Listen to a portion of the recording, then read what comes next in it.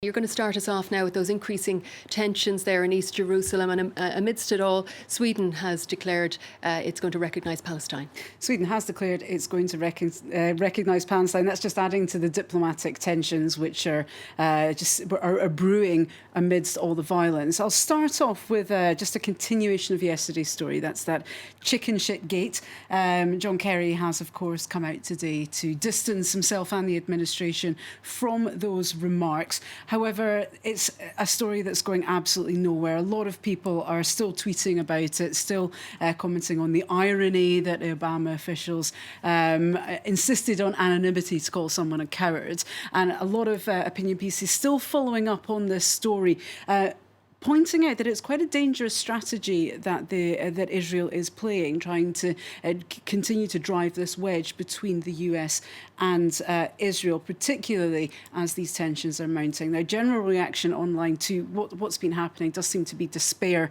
when you take out the two opposing sides. One journalist tweeting here, Mesopotamia's in flames, Russia's at war. All we need now is a huge conflict in Jerusalem, muttered Beelzebub. So almost this is the devil's work, everything's just falling apart.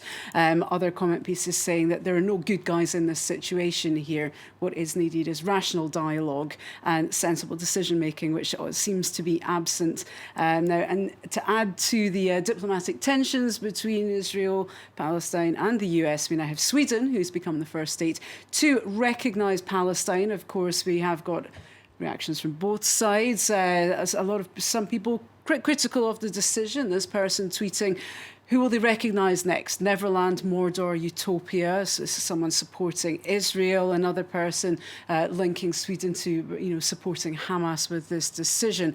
But a lot of people who are tweeting about this and taking a more relaxed stance, shall we say, are pointing to the comments made by Israel's foreign minister, who said that Sweden has to realise that the Middle East is more complicated than assembling IKEA furniture. Now, those remarks were met with just incredulity.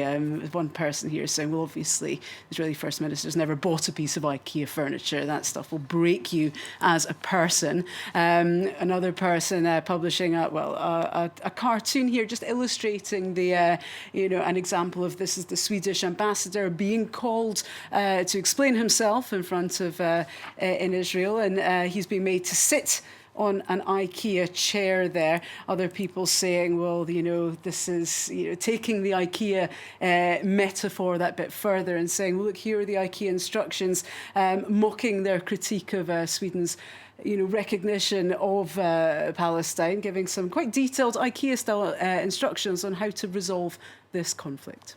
Interesting. You're going to move us on now, Hala. Apple has been making an announcement, and for once has had nothing to do with gadgets whatsoever. No, nothing to do with gadgets whatsoever. It's quite an uplifting announcement as well, some might say. This is the CEO of Apple, Tim Cook, who has come out as being gay, and this is quoted here in The Guardian saying, I consider being gay among the greatest gifts that God has given me. Now, he spoke about his sexuality for the first time in an article which was published on Bloomberg Business Week, and in that article he was bringing up lots of things, saying he'd never felt under pressure, but certainly if his coming out can help people who are in a difficult situation, who are facing fear and abuse, he wants to do it. It's worth the trade-off with his own privacy. Now, it's been met with lots of support. Bill Clinton there tweeting his support. Hats off to you, he says. But we have also been seeing some rather humorous tweets. Of course, a lot of people making the comparison between Samsung. He's saying, oh yes, I'm gay, and because they're making fun of Samsung copying Apple's designs, we're seeing a flurry of tweets saying, Samsung says, we're gay too. We've been gay for a long, long time. So, but one person who's not been welcoming this announcement is, of course, Vitaly Milanov. That's a St. Petersburg council member who was responsible for Russia's anti-gay legislation. He was saying that he should be banned from Russia after after saying his gate. What could he bring with us? He's saying, you know, the Ebola virus, AIDS, you know, some pretty offensive stuff. Of course, this has been widely ridiculed. Someone saying Russia's banning Apple products as a result. And then Gawker has an interesting list of things which Tim Cook could bring to Russia other than Ebola: iPhones, iPhone Pluses, iPhone cases, iPads, iMacs, one of those blood pressure monitors, etc., etc. So basically underlining just how ridiculous that stance is. Okay. Hala Mahideen, thank you very much for bringing us Media Watch.